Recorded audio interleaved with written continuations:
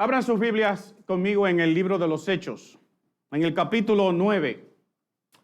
Y vamos a leer los versos desde el 20 hasta el 31. El libro de los Hechos, donde hemos estado predicando todo este año. Capítulo 9, versos del 20, la segunda mitad del 19 hasta el 31. Pero miren, como yo siempre les digo, cuando estemos leyendo esto, que es una historia, yo quiero que usted, si quiere, yo se la voy a leer o usted puede verla en la pantalla, lo vamos a proyectar, pero cierre sus ojos e imagínese lo que está sucediendo. O si no, lea con su imaginación encendida. Imagínese la escena de lo que vamos a describir, las escenas que están aquí.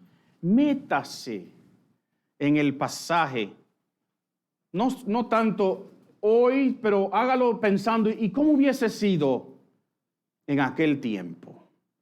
2000 años atrás. Libro de los Hechos, capítulo 9, versos 20 en adelante. Y la palabra del Señor lee de la siguiente manera. Saulo se quedó unos días con los creyentes en Damasco. Y enseguida comenzó a predicar acerca de Jesús en las sinagogas, diciendo, Él es verdaderamente el Hijo de Dios. Y todos los que lo oían quedaban asombrados. ¿No es este el mismo hombre que causó tantos estragos en Jerusalén?, se preguntaban. ¿Y no llegó aquí para arrestarlos y llevarlos encadenados ante los sacerdotes principales? La predicación de Saulo se hacía cada vez más poderosa y los judíos de Damasco no podían refutar las pruebas de que Jesús de verdad era el Mesías. Poco tiempo después, unos judíos conspiraron para matarlo.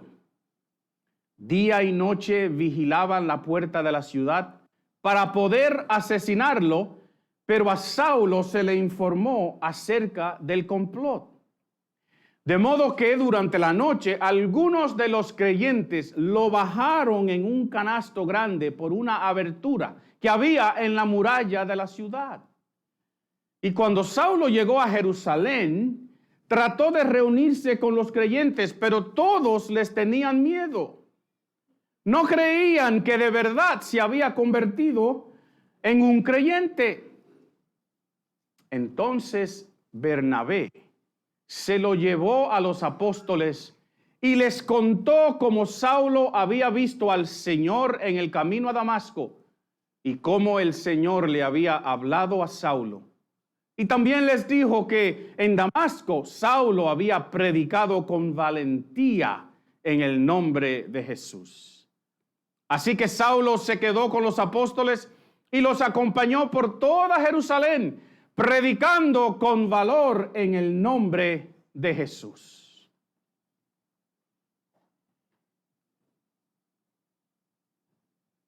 Se congeló. Versículo 29. Debatió con algunos de los judíos que hablaban griego, pero ellos trataron de matarlo. El versículo 30. Cuando los creyentes se enteraron, lo llevaron a Cesarea y lo enviaron a Tarso, su ciudad natal. La iglesia entonces tuvo paz por toda Judea, Galilea y Samaria. Se fortalecía y los creyentes vivían en el temor del Señor y con la ayuda del Espíritu Santo también creció en número. ¿Se metieron conmigo en la historia? ¿Se imaginan una canasta grande con un hombre? It would have been funny, right? Una canasta con un hombre, alguien de noche bajándolo. ¿Qué es lo que ha sucedido? Miren, la vez pasada nosotros vimos a Saulo que va camino a Damasco porque él va a perseguir a los cristianos y los va a encarcelar. Y muchos de ellos, dice él luego, hablando muchos años después, que muchos de ellos mueren. En ese camino Jesús se le aparece. Qué bueno cuando Jesús se le aparece a uno, ¿verdad que sí? Y cuando Jesús se aparece, las cosas cambian dramáticamente. Y Saulo cae de su caballo, lo más probable. Cae al suelo y queda ciego. Él ve una luz y de pronto queda ciego y una voz que le dice: Saulo, ¿por qué me persigues? Y Saulo se da cuenta que está hablando con el Señor. Porque Saulo le dice: Señor, ¿quién eres? Y no es una pregunta de interrogativa de quién eres, sino Señor. Y Jesús le dice: yo soy Jesús a quien tú persigues. Y contando la historia luego él dice que Jesús le dijo: tú estás dando patadas contra la puya, contra el aguijón, Saulo. Tú estás perdiendo.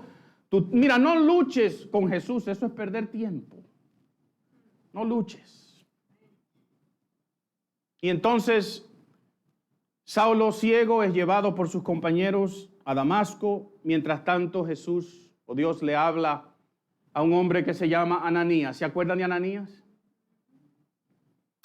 Y le dice a Ananías: mira, en Damasco, en la ciudad, en la calle derecha, hay un hombre que te está esperando para que tú vayas a orar por él y su nombre es Saulo. Y Ananías le dijo: espérate, dime ese nombre otra vez. Saulo. El Saulo que ese mismito. Y yo te estoy añadiéndole a la historia, ¿verdad? Yo me imagino al pobre Ananías pensando para sí: pero Señor, y él lo dice: Señor, pero ese es el hombre que está acabando con nosotros. Y Dios le dice a Ananías: ve, porque ese va a ser un instrumento elegido para mí. Y va a predicarle a reyes y a gentiles y a todo el mundo y al pueblo de Israel. Ve. Y Ananías fue. Y Ananías oró por Saulo. Se le cayeron de sus ojos como unas escamas, dice la Escritura, y vio. Y Ananías entonces oró por él. Él fue bautizado. Y cuando leamos el pasaje donde empezamos hoy, se quedó con los creyentes de Damasco por unos días después que comió un poquito de comida. Y este pasaje entonces que leímos empieza a relatarnos, nos presenta el comienzo, los primeros pasos del ministerio de este hombre que sin duda, es el hombre de más influencia, de más impacto positivo que ha tenido la historia en toda la iglesia, en toda su historia, quizás después de Jesús. Saulo, que luego lo vamos a conocer con su nombre en griego, Pablo, es verdaderamente un superhombre. Lo que Dios hace a través de este hombre no tiene igual, nunca se ha igualado en la historia del cristianismo. Es sin duda un héroe de nuestra fe. Pero recuerden lo que dijimos la vez pasada: por cada Saulo hay un Ananías. ¿Se acuerdan? Por cada hombre grande, por cada mujer grande que haya hecho algo en la iglesia, hay algunos que están trabajando detrás. Pero nosotros tenemos la tendencia de ver a estos Pablo, a estos Pedros, al Juan, a estos grandes hombres de la Biblia, de la iglesia, al mismo Jesús, como si fueran superhombres, como si fueran las superestrellas de nuestro equipo, ¿verdad? Y aunque sin duda fueron extraordinarios, miren, ellos no funcionaron en un vacío. Todos sirvieron dentro del contexto de la iglesia. Díganme conmigo. Incluyendo Jesús. Funcionaron dentro del contexto de esto que nosotros estamos haciendo aquí. Y aunque esto no es un equipo, esto es un organismo vivo, ¿verdad? En muchos sentidos se parece a los equipos porque varios de ustedes tienen diferentes roles que pueden jugar en el equipo, en esta misión que Dios nos ha dado. Si usted sigue el fútbol como yo, usted sabe que la semana pasada se celebró la gran final de la Copa de América. Y Argentina, ¿cuántos iban por Argentina aquí?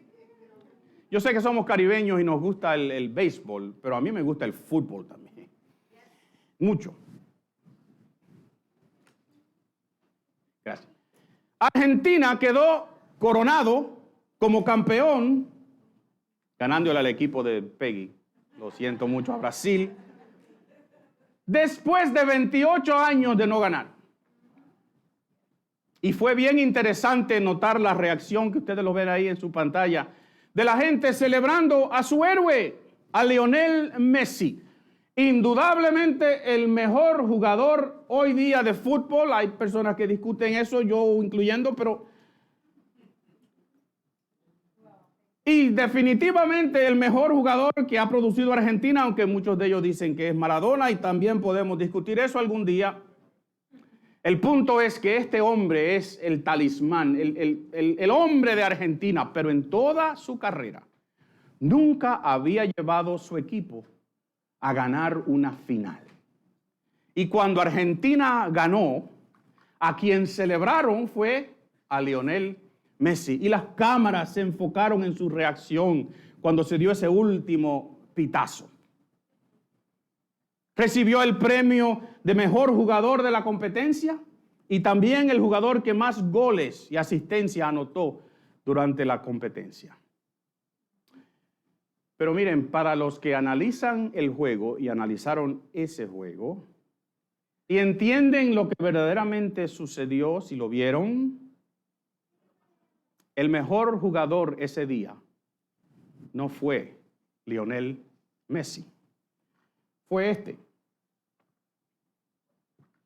Ponlo, David, que esto no funciona. ¿Lo ven ahí en el medio haciendo un pase?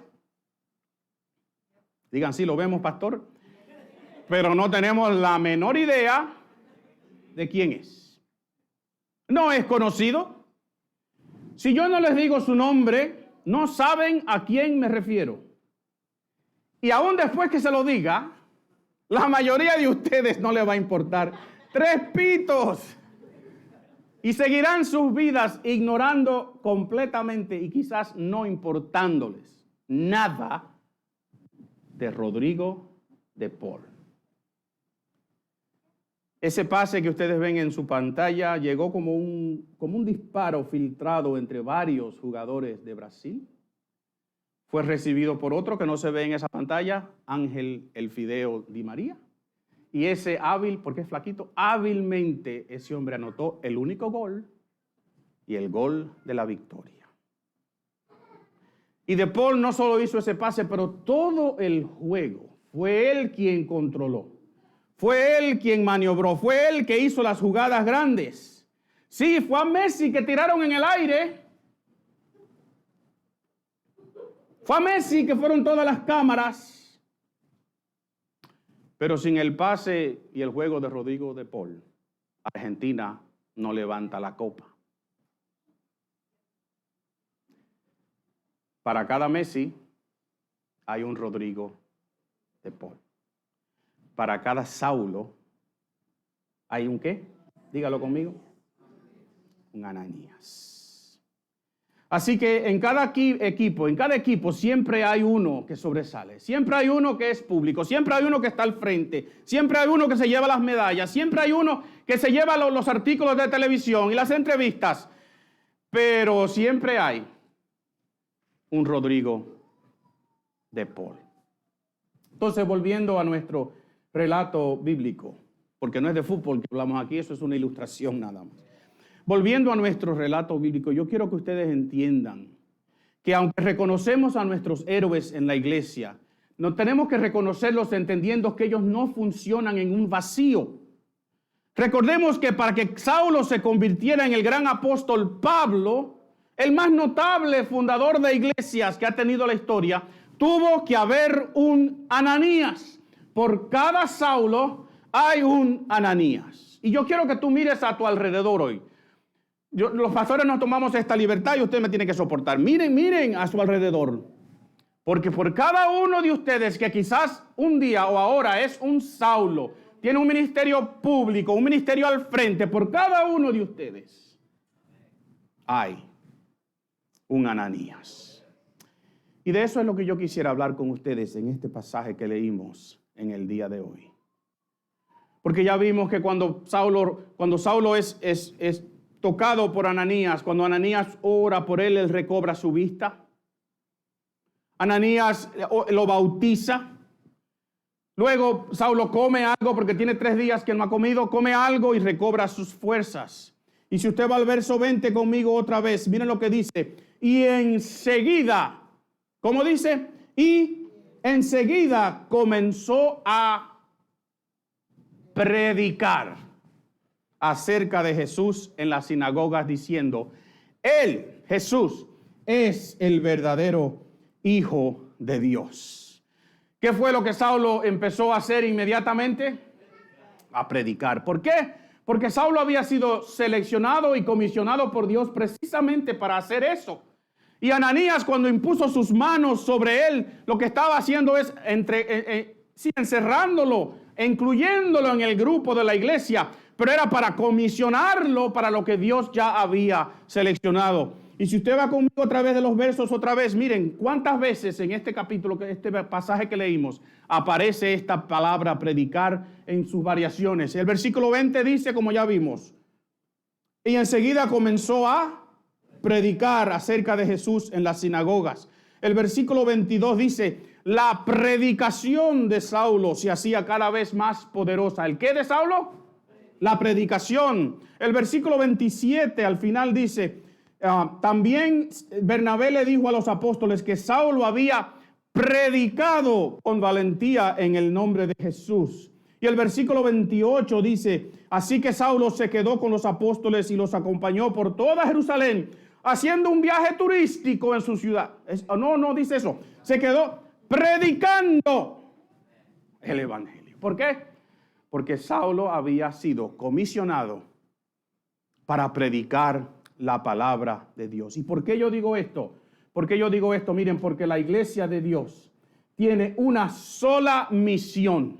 Nosotros como iglesia local existimos para proclamar y modelar a Jesucristo en nuestra comunidad para que personas sean transformadas en discípulos saludables. Esa es la única misión que tiene la iglesia. Tenemos muchos programas, tenemos muchas cosas que hacemos, incluyendo esto que hicimos. Pero el propósito nuestro toda esta semana no era entretener a sus hijos. Toda esta semana nosotros oramos cada vez que empezaba la clase o antes de comenzar y orábamos para que uno de ellos, 2 de ellos, 5 de ellos, lo que fuesen, reconocieran que Jesús los amaba y que ellos debían responder al llamado de Jesucristo para su salvación. Porque la iglesia tiene una sola misión, no hay otra. Todo lo que la iglesia hace debe estar enfocado en cumplir con este mandato que el mismo Jesús nos dejó. Miren, sí, dentro de la iglesia hay muchos ministerios, muchas funciones. Ahora mismo nuestros niños están en sus clases, se les está enseñando. Pero todos los ministerios de una iglesia deben estar enfocados en cumplir la única y gran comisión, como le llamamos, con las instrucciones específicas que Jesús nos dejó, porque Jesús fue quien dijo, toda potestad me es dada en el cielo y en la tierra, por tanto, ¿qué? Id y haced discípulos a todas las naciones, bautizándolos en el nombre del Padre y del Hijo y del Espíritu Santo, enseñándoles que guarden todas las cosas que yo os he mandado.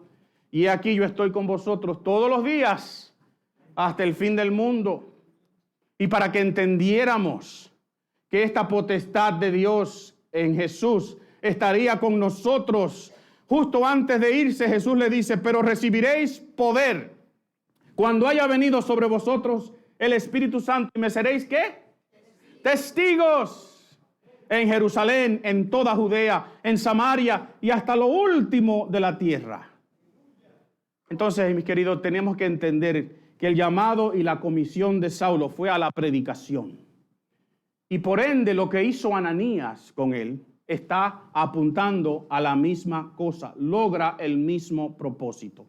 Ananías no existió fuera del contexto bíblico para la iglesia o para Saulo. Y miren, de igual manera, nadie, ni ninguno de los que estamos aquí en el día de hoy, existimos con cualquier otro propósito. Todos estamos aquí con la misma misión y todos trabajamos juntos para que esa misión se logre. Seamos un Saulo O seamos un Ananías o seamos un Joseph. ¿Por qué, mis queridos? Porque todos en la iglesia trabajamos con el mismo propósito. Yo quiero que tú te grabes esto en el día de hoy, en tu mente. Si tú estás aquí es porque Dios así lo decidió. Pero tú no estás aquí para que te sientas bien. Tú no estás aquí para recibir. Eso lo vamos a hacer. Vamos a tratar de que te sientas bien, que te sientas amado. Vamos a tratar de recibirte. Vamos a tratar de animarte. Vamos a tratar de estar contigo. Pero tú tienes un propósito aquí en esta iglesia. Y es cumplir con la misión que Dios le dio a toda la iglesia y a esta en particular. Y es predicar y modelar a Jesucristo donde quiera que estemos para que personas sean transformadas en discípulos saludables, tal como dice la palabra de Dios. Y quizás tú me dices a mí, pero pastor, yo no predico, yo no enseño, yo no tengo un trabajo público aquí en la iglesia. Lo que yo hago, lo hago detrás de las escenas. Y yo te diría a ti, sí, Ananías tampoco tuvo un ministerio público. ¿Qué sabemos de Ananías después de esto? Nada. Allá en el cielo lo vamos a conocer, ¿verdad que sí? Y yo le voy a preguntar a Ananías, ¿cómo fue que tú te sentiste cuando dijeron que era Saulo? Y él me va a decir, ¡ah! Y después me va a decir, yo estaba temblando.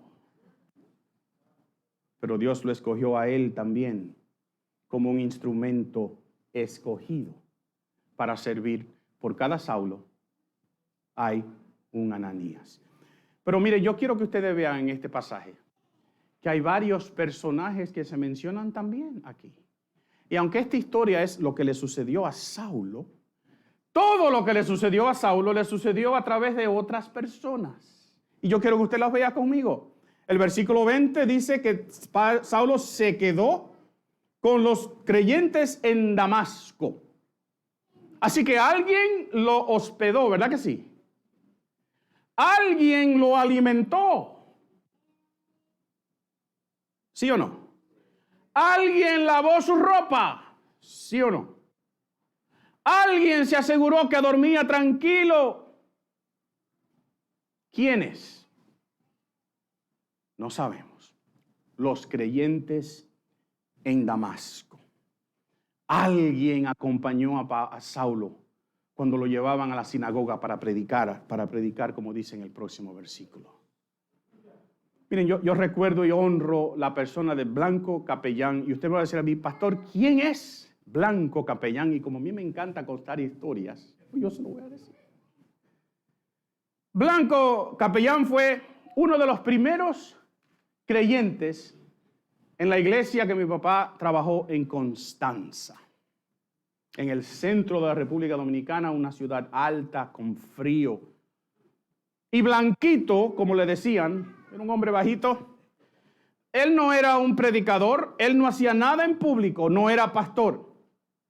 Pero era el inseparable compañero de mi papá cuando mi papá cruzaba las montañas de la Cordillera Central y bajaba al otro lado, al valle, a ir a Padre Las Casas, una ciudad, un pueblo que hay al otro lado, en el centro de la isla, donde él fundó una iglesia y de ahí bajaba hasta Asua, a caballo y a mulo, como Don Quijote y Sancho, ¿verdad? Cruzaban las montañas, se iban 2 y 3 semanas a la vez. Sus vidas en peligro, porque no era por carretera que iban, era por puro monte, por camino de caballos. Y cuando se iban, lo único que mi mamá podía hacer era orar, porque no había manera de comunicarse con él. Tú no podías llamarlo y hacerle un FaceTime arriba de su caballo. No había internet, no había nada. Se iba y había que orar que regresara. Pero mira, si usted le pregunta a mi papá hoy día, si estuviese aquí vivo, si usted le pregunta de la obra en Constanza y de la iglesia que mi papá fundó en Padre Las Casas, y de todos los sitios donde mi papá predicó el evangelio en esas lomas de la República Dominicana, inmediatamente le mencionaría a Blanquito Capellán, su Sancho, su compañero. Y hoy yo me los imagino a los dos en la gloria, gozándose en la presencia de su Señor y quizás compartiendo anécdotas y riéndose de sus viajes por las lomas de Constanza. Por cada pastor hay un blanquito capellán. El versículo 25, léalo conmigo, dice: de modo que durante la noche algunos de los creyentes lo bajaron a Saulo en un canasto grande por una abertura que había en la muralla de la ciudad. ¿Quiénes fueron esa gente que bajaron a Saulo por un canasto? ¿Sabemos sus nombres? ¿Sabemos quiénes son? Pero alguien sostuvo la soga de Saulo, ¿verdad que sí? Y Saulo, cuando hace esta misma historia, dice: no solamente eran los judíos que me estaban persiguiendo, el gobernador de la región tenía una orden de arresto para mí, y era para arrestarlo, para matarlo. Así que estos hombres que ayudaron a Saulo a bajar la muralla en un canasto estaban arriesgando sus propias vidas, estaban violando una orden del Imperio Romano. Se atrevieron no solo a hospedarlo, a cuidarlo, pero se atrevieron a bajarlo en un canasto. Y el versículo 27 nos habla de un tal Bernabé. Porque Saulo, cuando es liberado así, rescatado por sus compañeros, se va a Jerusalén, regresa a Jerusalén, de donde él es, o por donde menos, de donde había salido, donde vive. Y cuando llega, se presenta a los creyentes. ¿Y qué dicen los creyentes? Pero tú eres el que nos andaba persiguiendo. Tú eres el que mandaste a matar a Esteban. Porque a tus pies se pusieron las ropas de él mientras los apedreaban. No queremos saber de ti, Saulo. Pero Bernabé, oh, mis hermanos, que hayan muchos Bernabés en la iglesia. Que Dios nos mande muchos hombres y muchas mujeres. Que no las llamemos por su nombre dado, sino lo llamemos por un apodo que le hemos puesto, porque son tremendos en lo que hacen. Porque Bernabé no se llama Bernabé, él se llama José. Y si usted no me cree, busca el capítulo 4, versículo 36 de los libros de los Hechos, ya lo vimos a Bernabé. Pero los apóstoles le pusieron un apodo. Los apodos a veces describen mejor a la persona que el mismo nombre, ¿verdad que sí? ¿Y qué nombre le pusieron? ¿Qué apodo le pusieron a José? Le pusieron Bernabé. Porque Bernabé quiere decir hijo de ánimo, hijo de consolación. Aquel que es un intermediario, aquel que hace la paz entre dos personas que están arriñando, que están peleando el uno con el otro. Oh, que Dios nos diera muchos Bernabés. Y el pasaje lo que dice es que entonces, versículo 27, vaya conmigo, Bernabé se lo llevó a los apóstoles y les contó cómo Saulo había hecho un sinnúmero de cosas. ¿Cómo supo Bernabé que Saulo hizo eso? Lo invitó a su casa. Yo me voy a atrever a invitar a este que persigue a los creyentes. Yo no sé si verdaderamente es eso lo que están diciendo de él, pero yo voy a confiar de que Dios ha hecho en él una gran obra. Y lo voy a invitar a mi casa, lo voy a invitar a comer, ¿verdad que sí? Y le voy a preguntar: Saulo, ¿qué fue lo que pasó? Eso lo añadí yo a la historia, pero usted se lo puede imaginar, porque ¿cómo lo sabe Bernabé? ¿Cómo sabe Bernabé esto? Saulo tuvo que habérselo dicho. ¿Y por qué se lo dijo Saulo? Porque Bernabé se lo preguntó, porque Bernabé quería que Saulo se integrara en la iglesia, si él verdaderamente era un creyente, porque Saulo es un hombre de ánimo, un hombre de consolación, un hombre de paz. Por cada Saulo hay un Bernabé. Y finalmente el versículo 30 dice que los creyentes de Jerusalén, cuando Saulo se encuentra en serios problemas, porque saben que en la vida de Saulo hay un patrón que se repite constantemente. Saulo llega a un sitio, predica la palabra a los judíos en las sinagogas. En varios de esos sitios, la mayoría de las veces, encuentra oposición, después se encuentra persecución y después lo amenazan de muerte y él tiene que salir huyendo. Ese patrón lo repite cada vez. Y sucede lo mismo. Y si usted lee entre líneas, usted va a ver que Saulo discute con los que hablan griego, los judíos que hablan griego en Jerusalén. Nosotros hablamos de esa gente antes. ¿Se acuerdan? Diga sí, pastor, nos acordamos.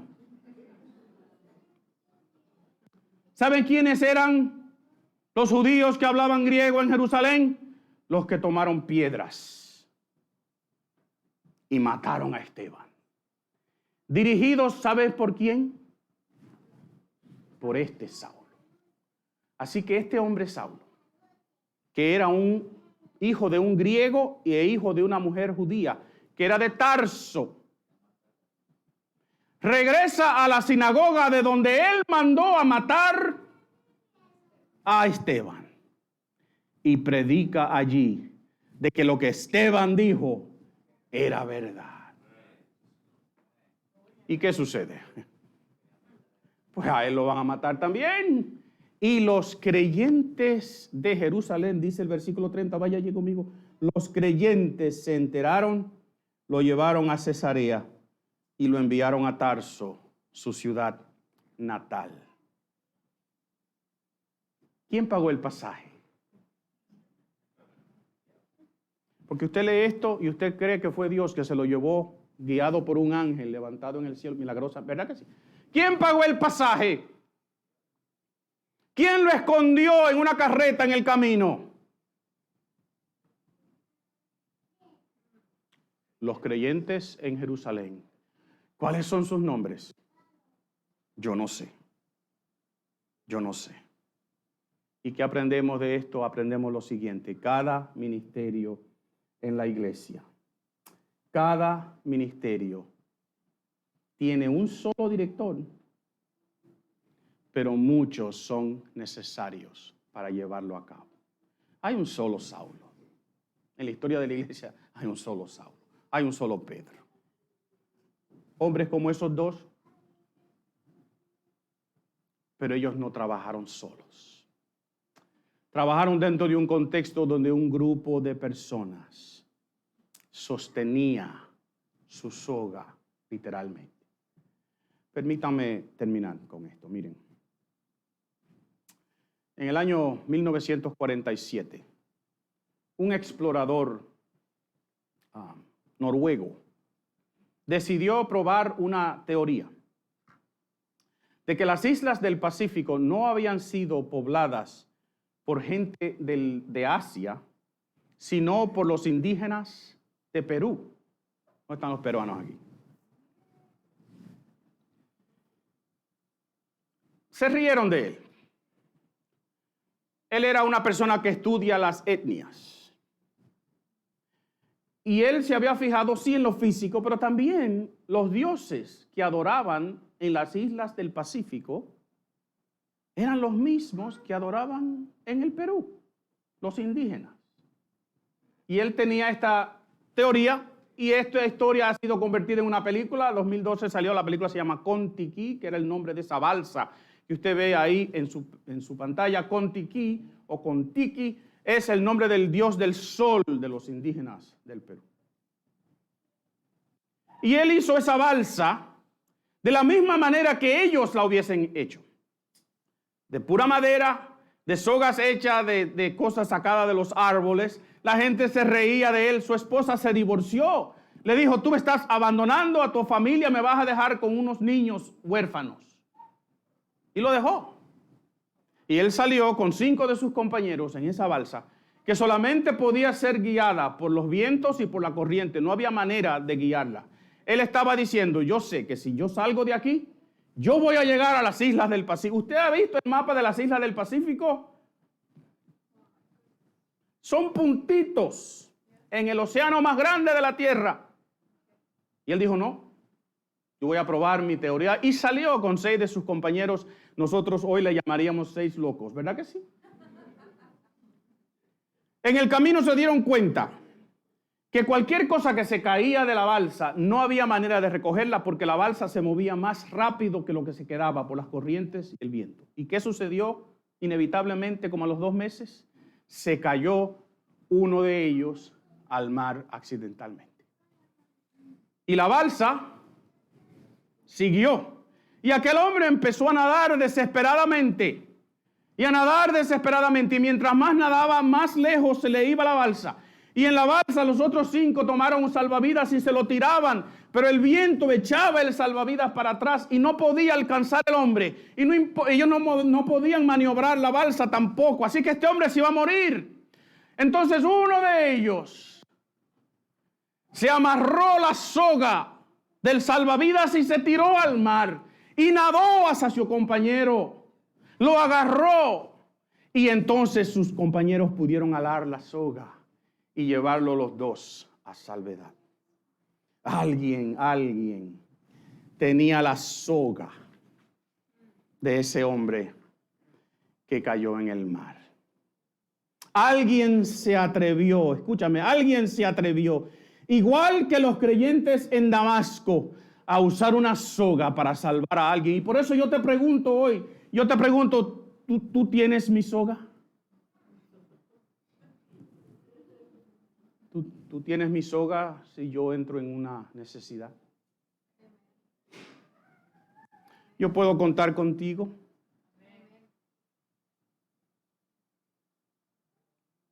Y yo creo que todos nos podemos hacer la pregunta hoy. ¿Yo tengo la soga de alguien?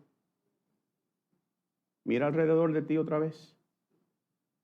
Pregúntate. Atrévete a decirle a alguien, I got you. I got your rope. Yo tengo tu soga. Miren, mis queridos, en conclusión, por cada Saulo hay un Ananías, ¿verdad que sí? Por cada Saulo hay un grupo que está sosteniendo la soga. Por cada Saulo hay un Bernabé. Por cada Saulo hay un grupo de creyentes que cuidó su vida. Y como dijimos la vez pasada, no todos son notables, pero todos son necesarios. No todos en la iglesia estaremos al frente, pero todos son necesarios. Así que piensa otra vez. ¿Tienes la soga del compañero que está aquí en la iglesia? Yo te pregunto. ¿Tienes mi soga?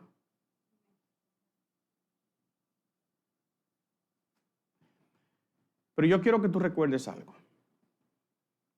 Que todos los esfuerzos que nosotros vimos en este pasaje, todos fueron hechos no para que Saulo se sintiera bien, sino para que cumpliera su misión de predicar el evangelio. Nosotros aquí en la iglesia queremos ayudar a todo el mundo. ¿Es verdad que sí? Queremos ayudarte, queremos estar contigo, queremos consolarte, queremos tener tu soga, pero, con el propósito de que tú cumplas la misión que Dios te ha dado. Y la misión que tiene la iglesia es predicar el evangelio de salvación.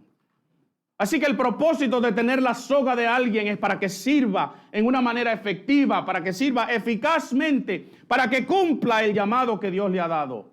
Para Pablo eso fue la predicación. Para ti el ministerio que Dios te haya dado, yo no sé cuál es. Aunque muchos de ustedes, yo sé exactamente lo que hacen aquí en esta iglesia. Yo necesito que tú tengas mi soga. Pero lo necesito para que me ayudes a cumplir la misión que Dios me ha dado a mí, de predicar el evangelio como el pastor de esta iglesia. La soga tuya la tengo yo, pero para que cumplas tu misión. Yo quiero orar contigo para terminar. Dobla tu cabeza conmigo un momentito.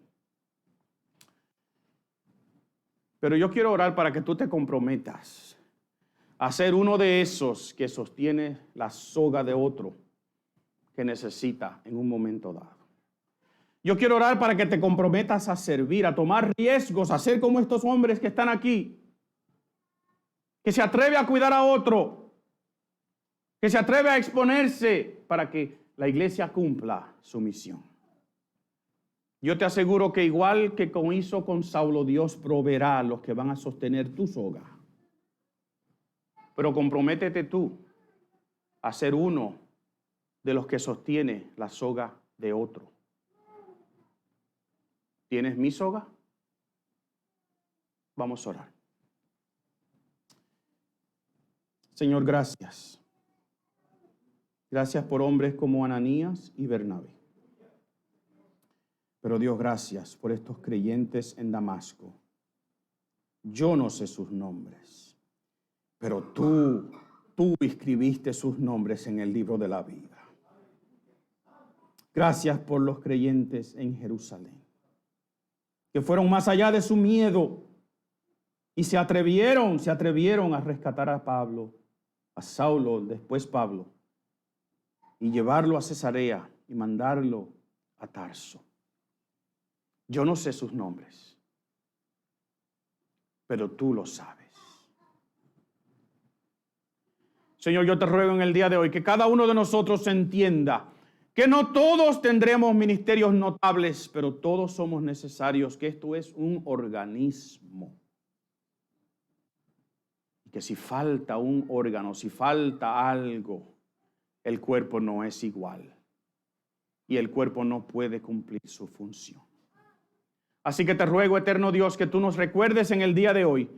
Y el Espíritu Santo mueve cada corazón para que ninguno de nosotros se atreva a salir de aquí sin haber hecho el compromiso de tener la soga de alguien y decirle: yo te aguanto, yo te sostengo, yo te apoyo, yo estoy contigo, cuenta conmigo. Ayúdanos, Señor. Necesitamos hombres y mujeres como Ananías y Bernabé y estos creyentes. Necesitamos gente así. Gracias, Señor. En el nombre de Jesús. Amén. Y amén. Te pregunto, ¿tú tienes mi soga? Ponte de pie conmigo.